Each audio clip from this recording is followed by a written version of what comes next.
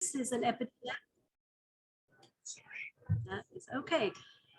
Vicky Cruz Gutierrez is an epigeneticist, and she is going to be sharing her presentation with us tonight. So welcome to Oregon, Vicky. And just as a reminder for those of you who didn't see, Vicky has requested that if you have a question, Roberto and Connie are going to be translating for us for questions. The presentation will be in English, but if you have a question, please type it into the chat box. And then when Q&A comes, Roberto and Connie will translate into Spanish and Vicky will answer in English for us. So with that, Vicky, the floor is yours. Gracias por estar aquí con nosotros. Bienvenida. Gracias. It's a pleasure for me also. Thank you.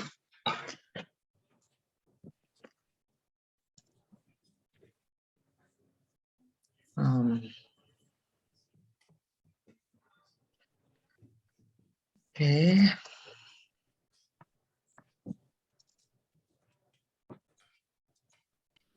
You're speaking to me.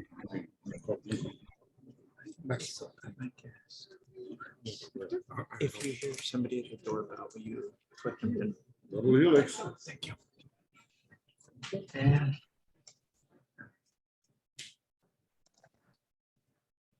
Did you get the answer to your question? Okay.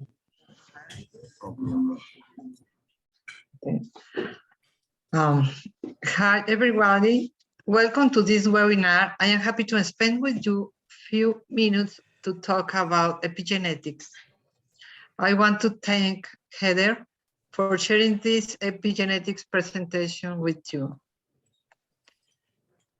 I would like to share this famous phrase with you. Ralph Waldo Emerson said, "The first wall is health." He was an American philosopher.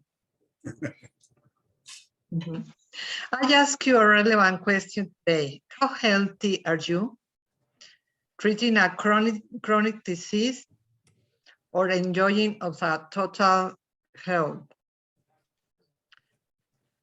Currently, you and almost one on the planet are operating below your potential due to toxic effects of the environment.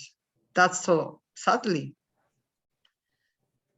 You are in poor, average, or excellent health status today. Heavy metal pollution has spread broadly over the globe. A large share of my patients have heavy metals in their system. They are, for example, arsenic, bismuth, cadmium, cerium, chromium, gold, iron, mercury, etc.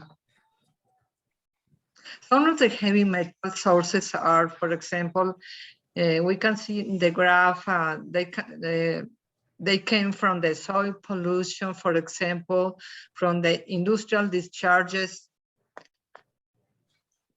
processed foods, low nutrient intakes, toxins, chemicals, electromagnetic fields, and low frequency influences are responsible for a breaking down to our body. Let's get to the point. Genetics is a branch of biology concerned with the study of the genes, genetic variation, and heredity in organisms. A gene is a segment of DNA that contains instructions for building one or more molecules that help the body work. On October of 1990, Bill Clinton called international researchers to create a map of the DNA code that make up the human genome. President Clinton and Prime Minister Tony Blair Clinton announced the first draft of the DNA blueprint for the Homo sapiens. And 10 years after, they announced this great news. Lewis, and the map was the product of his courageous expedition across the American frontier all the way to the Pacific. It was a map that defined the contours and forever expanded the frontiers of our continent and our imagination. Today, the world is joining us here in the East Room to behold a map of even greater significance. We are here to celebrate the completion of the first survey of the entire human genome. Without a doubt, this is the most important, most wondrous map ever produced by humankind. The moment we are here to witness was brought about through brilliant and painstaking work of scientists all over the world, including many men and women here today. It was not even 50 years ago that a young Englishman named Crick and a brash, even younger American named Watson first discovered the elegant structure of our genetic code. Dr. Watson, the way you announced your discovery in the journal Nature was one of the great understatements of all time. This structure has novel features which are of considerable biological interest. Decoding the human genome will lead the new ways to prevent, diagnose, treat, and cure diseases. Lewis. James E. Watson played an important role in the discovery of the molecular structure of the DNA. These magazines published the great news about the human genome was completely deciphered. Francis Collins was the key leader of the Human Genome Project. He said, "The God of the Bible is also the God of the genome. He can be worshipped in the cathedral of the laboratory."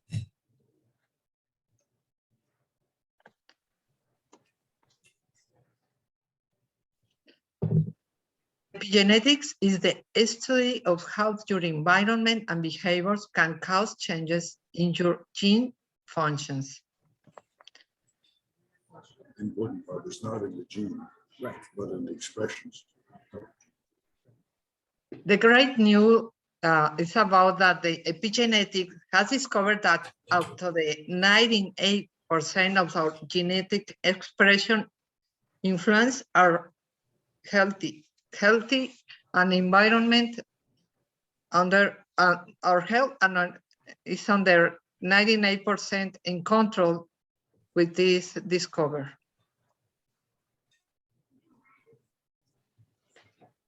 Epigenetics explains how environment can alter gene activity without interfering with the DNA sequence. For example, stress, poor diet, pollution, toxic metals, radiation, harmful microbes. Each strand of our hair holds a history record of homodynamic information, including vitamins, minerals, amino acids, toxins, negative electric waves, for example. Your hair is a sensory marker. Your hair can provide information that is relevant to your well-being. A single strand of hair can have up to 3 or 4 months of accumulated information that contain a history record of homodynamic information. We analyze hair samples to detect food deficiencies and environment exposure that may affect your body. Then we generate a full report from our German lab. We can obtain 800 indicators of a support requirement only, and not a diagnosis and a physical malfunction within a specific area. For example, every person's immune systems varies significantly. It depends on the environments, pollution, free radicals, metabolic stressors. For example, this person has this personal immune system report. he needs a special supplementation from vitamin E, B12, B9, selenium, zinc, and he also have toxic metals in his systems. That's not good. Can also detect restriction of sensitivity.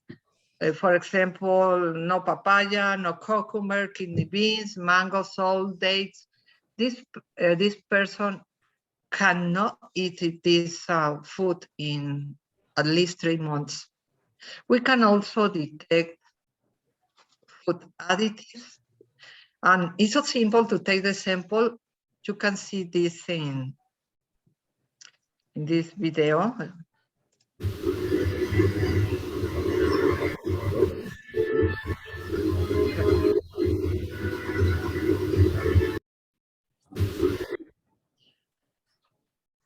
It only takes 15 minutes to get your epigenetic report. That's so fantastic. The cells are constantly seeking rebalance themselves. Boosting your own immune system is essential for your own vitality and well-being. Here you have more information in detail about We are no this. longer the prisoners of our DNA code. With the help of epigenetic mapping, we can now know what the influence of the environment have on our gene expression. The expression of our genes varies depending on a multitude of environmental factors, which in fact do not alter our own DNA code. A balanced nutritional diet, exercise, and environmental pollutants are some of the factors that affect our gene expression. We are all able to optimize gene expression by discovering our own unique epigenetic stressors, by using cell well-being S-Drive technology. The local practitioner's S-Drive digitizes personal epigenetic information found in 4 strands of hair, along with their hair bulbs. The information from the hair is linked through secure servers to Germany, where 800 epigenetic markers are reviled. A report is generated which reflects your food intolerances, potential nutritional imbalances, and toxic loads, including electromagnetic cellular influence. We are Really good meeting. Paul Coelho or Paulo Coelho says, never give up when your heart becomes tired. Just walk with your legs, but move on. This time is everything for this night. If you have any question or clarifications about my talk, feel free to type in the chat or ask directly. Here is my personal information where you can reach me. It was a pleasure. Virginia, un gusto, partamos por ahí. Maravillosa presentación, te tengo que dar las gracias. Yo voy a estar traduciendo las preguntas de todo el equipo. Y vamos a partir por la primera pregunta que dicen, ¿cómo tú recomiendas, si es que se puede, que uno mejore los propios genes? Estamos hablando de comidas en específico, cardio, en deporte, levantar pesas, cosas así. Perdón, no escuché la primera parte de la pregunta. ¿La puedes repetir? Sí, por supuesto. Preguntan, ¿qué cosa tú recomiendas? Si es que se puede, ¿cómo podríamos mejorar nuestros genes? Ya sea comidas en específico o deportes. Ok. El estudio epigenético puede detectar diferentes necesidades, sobre todo nutrientes, alimentos, para mejorar la condición ya sea de un deportista o de una persona que no es deportista. ¿Por qué? Porque tenemos reporte especial para deportistas, pero siempre recomienda un balance entre la alimentación, el descanso, el ejercicio, la ingesta de agua. Sí lo recomienda. Okay, so the epigenetic studies goes beyond being a person that actually do or does not do sports, because it goes beyond that and goes beyond a study where your vitamins and complete profile of how your body's doing. So it's not going to be better for your genes to eat a specific food or cardio or sports specific. So this report is going to give you the answer or where you're lacking something or not. La siguiente pregunta is, Connie, can you translate the question as well, please? okay, yeah, I forgot about that. They sent me, what does she recommend we do to improve our genes, either a specific food, cardio, or weightlifting? Mhm. So I'm going ahead with the second question, and is, how do you arrive to this field? That is, ¿cómo tú llegaste a estudiar esto? Oh, excelente pregunta. Eh, me llevó más de 40 años, más de 40 años de experiencia profesional en todas las áreas que pueda experimentar un químico. El área de investigación, el área de toxicología, el área de producción, el área de medicina. Fui catedrática en la universidad, investigando, buscando mejorar mi propia salud. La de mi familia me llevó a esto. Yo soy sobreviviente de cáncer y yo creo que independientemente de mis estudios y mi interés por la ciencia, fue mi situación personal y la de mi padre. Well, okay, I'm going to try to make you justice. It took her more than 40 years to end up where she is right now. And it was beyond her being a teacher at the university and going through a lot of research in the area of she being a chemist. The real reason behind all of it, it wasn't just the knowledge she was trying to achieve, it was the reason she's a cancer survivor. So it was her own situations and her life experience and his father's that led her to where she is now. Gracias.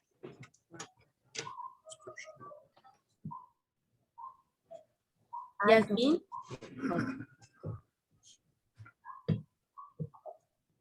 Thank you.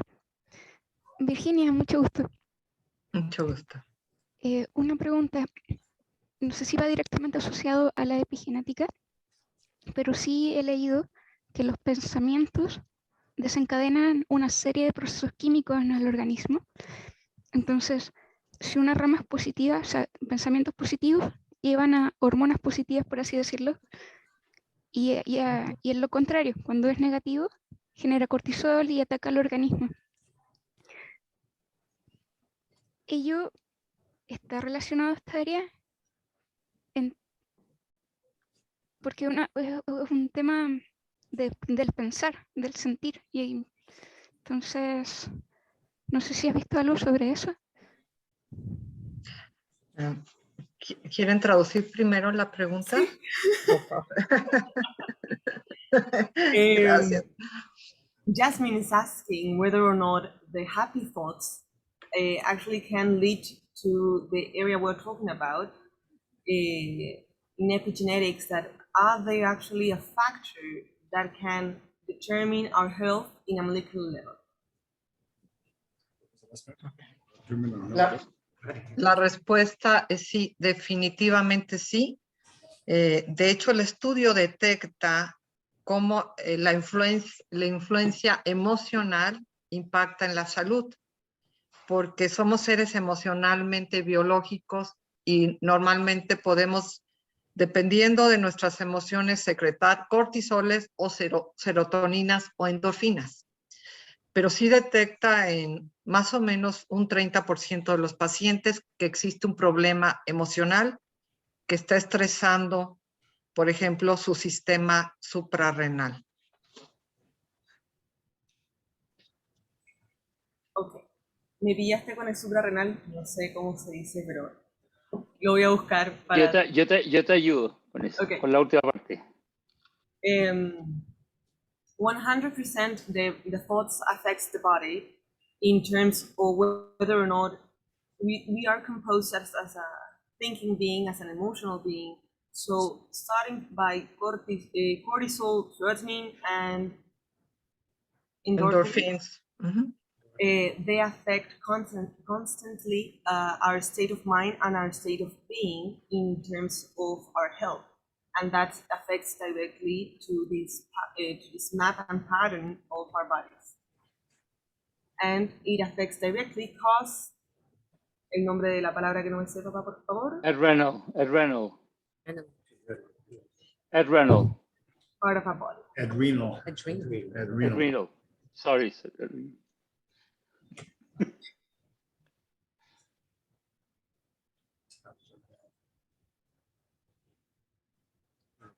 We have another question from Kathy. Ella cree que tú ya tomaste esto entre todo lo que tú hablaste, pero te quería hacer una pregunta de seguimiento con respecto a el estudio de la epigenética. Y si es que podrías clarificar o explicar un poco más sobre cómo funciona efectivamente el tema de la prueba del cabello y cómo personas como uno efectivamente podrían acceder a ese testeo. Y antes de la respuesta, regarding the epigenetics study, could you clarify how this hair test is conducted and how people like us could gain access to such testing and feedback? Excelente. Es muy simple tomar la muestra, es bastante simple.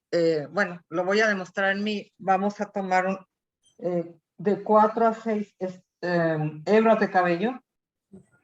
Y lo que vamos a analizar, vamos a depositar lo que es el folículo en un escáner. Si quieres ir traduciendo para no hacerlo tan complicado. Entonces tomamos sí, por favor. They take between 5 and 6 strands of hair, and what they need actually is the follicle, so the mass inside the scalp, and that they put it into a scan. That's where they test it. Okay. El folículo contiene sangre. La sangre del folículo tiene mucha información genética.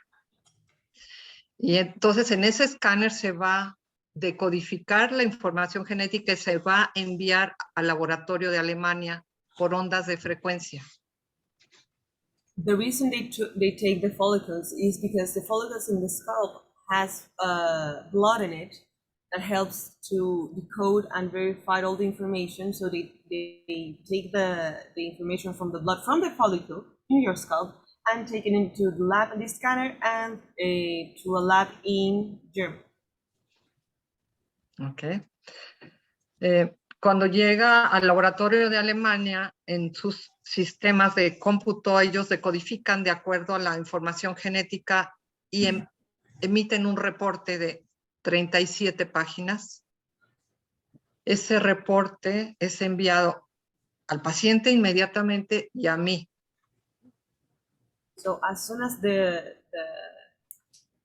scan is tested and it's delivered to Germany, they, with their technology, process all this information, and immediately as they have the results, they send it back to the patient and to the doctor. But this report is 37 pages long. Okay. La manera en que se pueden hacer el estudio son dos. Son dos. Yo viajo y atiendo grupos de pacientes. Por ejemplo, aquí en México estuve el fin de semana con aproximadamente 21 pacientes en una ciudad. O también tenemos un kit especial que se envía a la persona interesada. Él toma la muestra de cabello con guantes, con protección, y me lo envía a mí para escanearlo. Espero que no dije mucha información, ¿verdad? No, me la puedo. Creo que me tengo fe. Sí, sí, sí. So they have either two ways to take this scan. For example, Virginia last weekend, she had in 1 week in a group of 21 patients, where she went and took the sample. Or they have kits where they deliver to your home. You take with gloves and everything prepared, the strength of hair, and they go back, send it to Virginia, and she does the scan.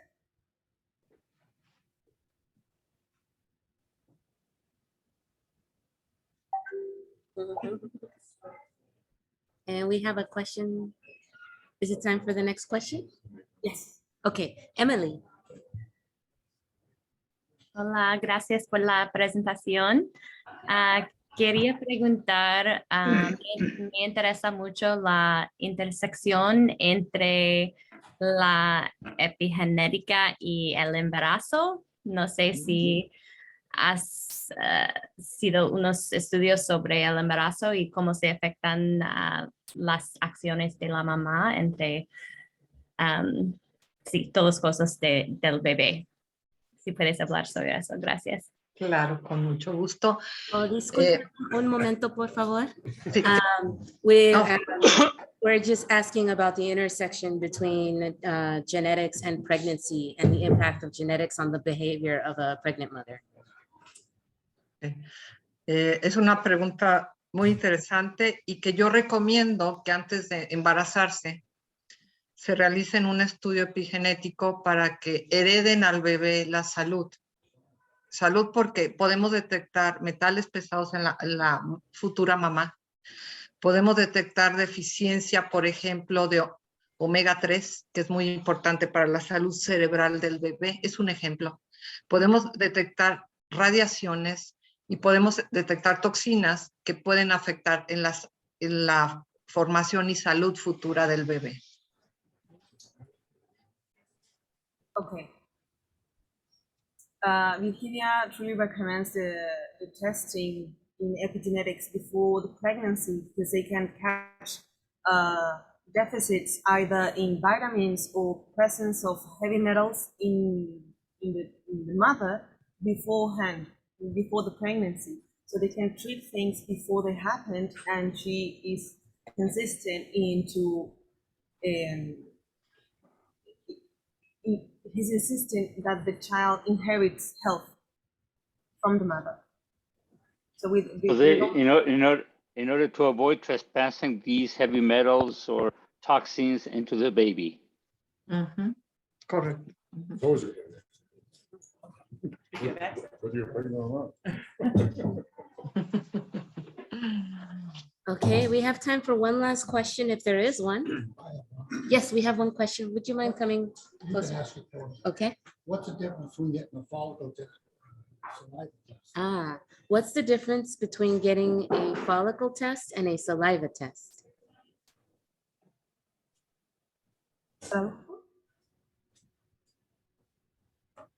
¿Cuál es la diferencia entre un test de folículo y un test de saliva? Bueno, ya puedo contestar. Bueno, ambos estudios pueden llevar a información genética interesante, pero vuelvo a reafirmar que la sangre tiene más información genética. Es mejor el de folículo, más completo, más seguro. Both saliva and blood from the follicle have genetic information, but the blood from the follicle has even more genetic information. So she insists that it's better. Thank you. Okay, gracias. De nada. Thank you. Thank you. Muchísimas gracias. Muchísimas gracias por estar con nosotros. Vamos a tener un poco más de esta reunión. Está bienvenida a estar con nosotros, o si quieres salir de este Zoom, está bien. Muchas gracias. Gracias. God bless you. Thank you. Thank you. Gracias, Virginia. Gracias. Wonderful. All right, next, I've got 3 things in mind, and then we'll go to general announcements. So first, I will ask Lisa Price for an update on membership, and then I'll ask Dan for an update on the foundation, and then I'll ask Kathy for a volcano update, and then we'll open it up to general announcements. So Lisa, are you ready? I'm ready. Wonderful. I think it's a little bit more than an update. Yes, it is. I don't know where you want me to stand. Right in front of here, where people can see you and hear you.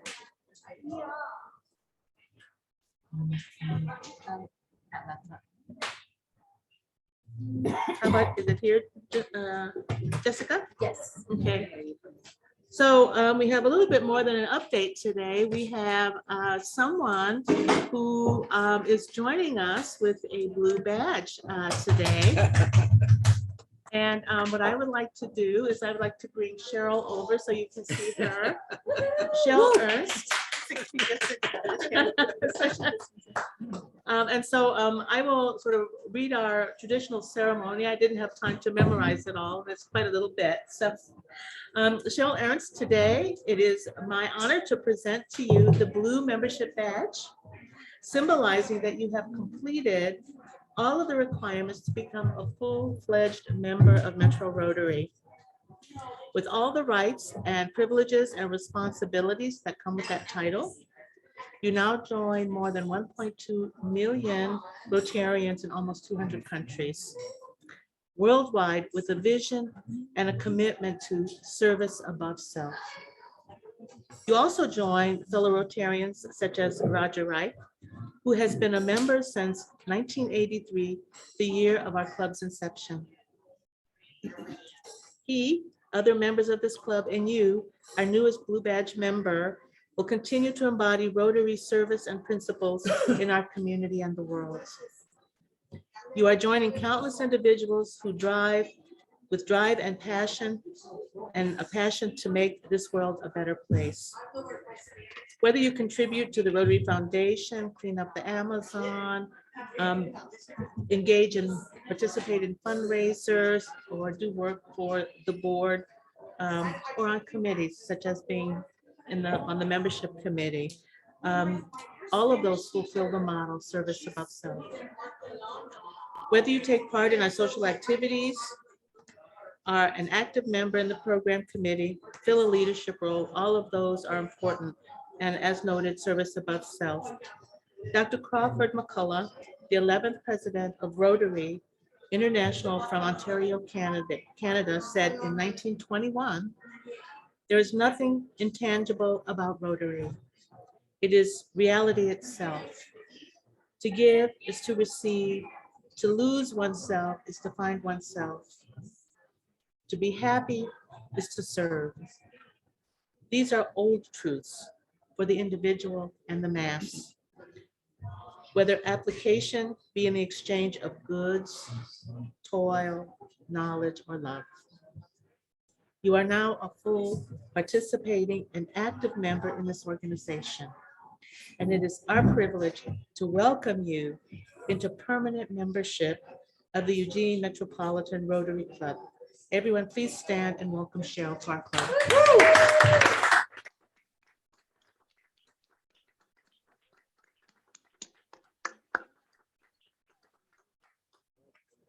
Just one moment for a picture.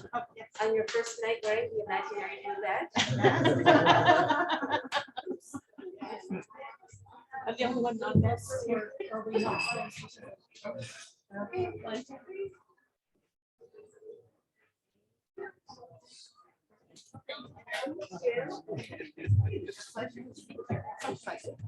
Thank you, Lisa, for that wonderful news, and Cheryl, for formally joining us and putting up with us, hopefully, for all this time so far and for much, much more time to come.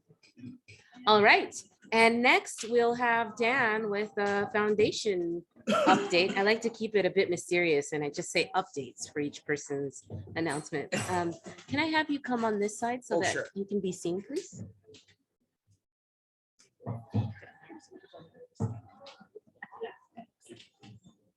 So I'd like to give us we're about a little bit more than halfway through the Rotary year. Where am I? Oh, there I am. Up close and personal. We're about halfway through, a little bit more than halfway through the Rotary year. So I thought I'd give you an update on how we're doing in terms of our goals for the foundation. Our goal is to raise $12,000 for the annual fund of the Rotary Foundation. We're 25% there.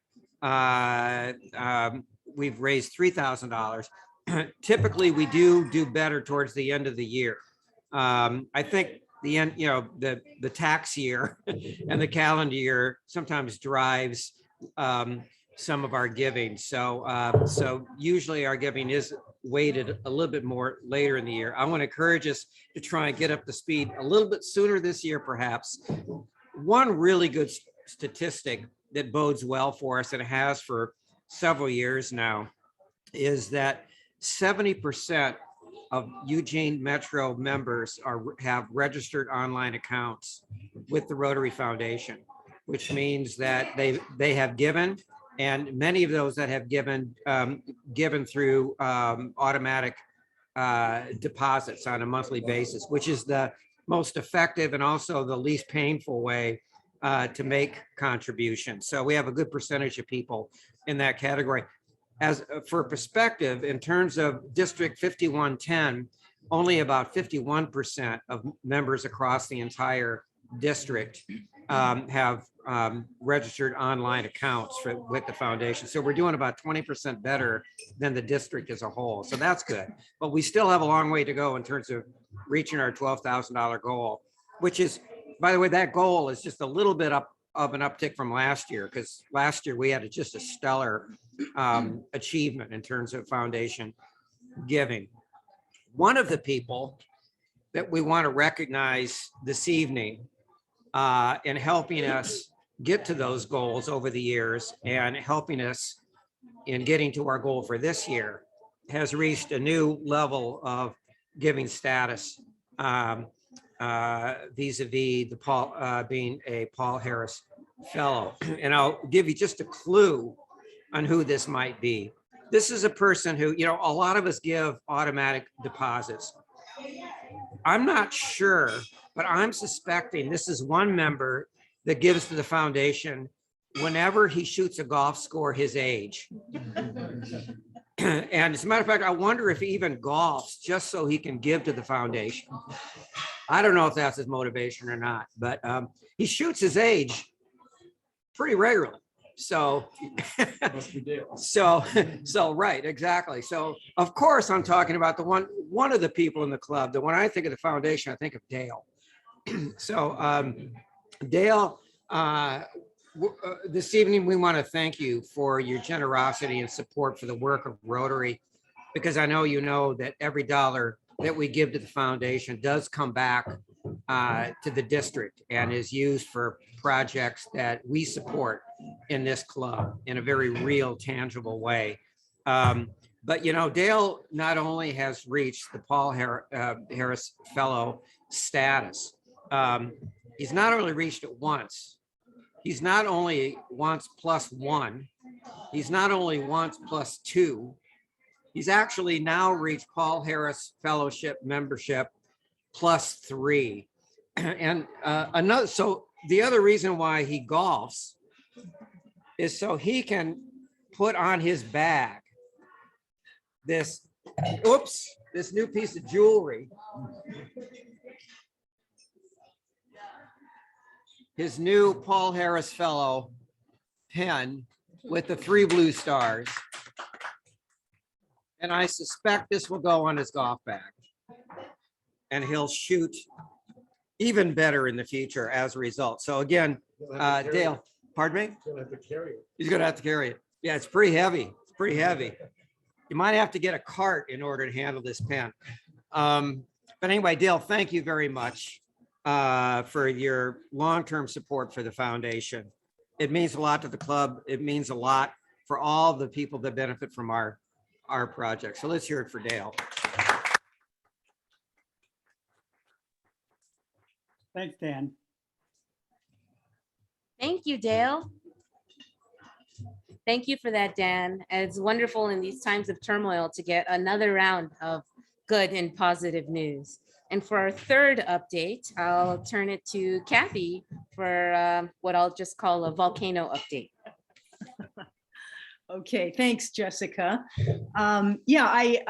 Jessica asked if I would like to give you some feedback and an update, and definitely I am happy to do that. And I just wanted to say that, first of all, your generosity last week was really quite remarkable. We approved a $250 immediate needs grant from the club, and then multiple members stepped up and raised their hand and raised their paddle and said they would contribute to the tune of a total contribution from Eugene Metro Club and members of $1,450. So kudos, way to go, Metro, very, very impressive.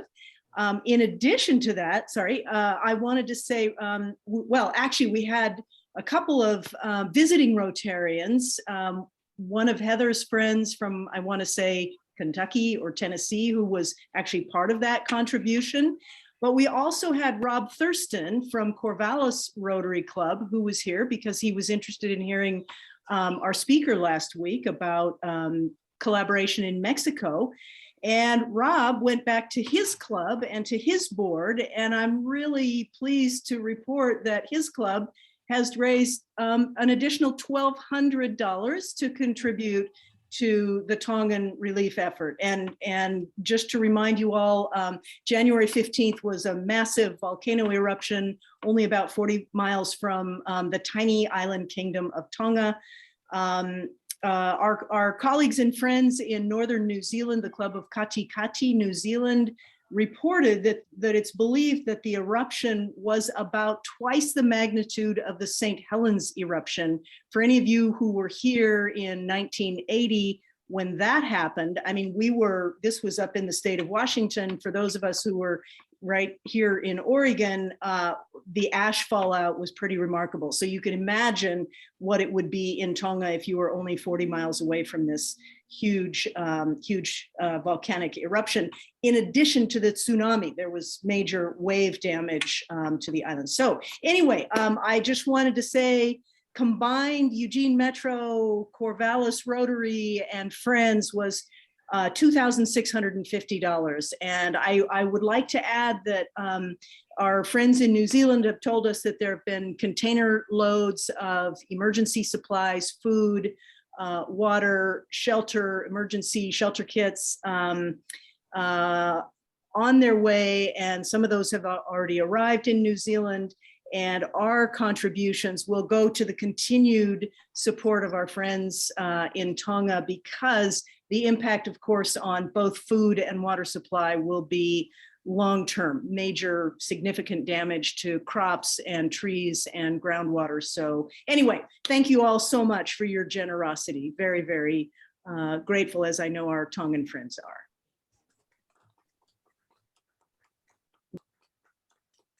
Thank you, Kathy. And if we need folks to go down and assess the use of our $2,500 collectively, I'm happy to volunteer to join that group. Right, okay, great, wonderful. I'll keep you posted on opportunities. Thank you. Do we have any other announcements? Yes.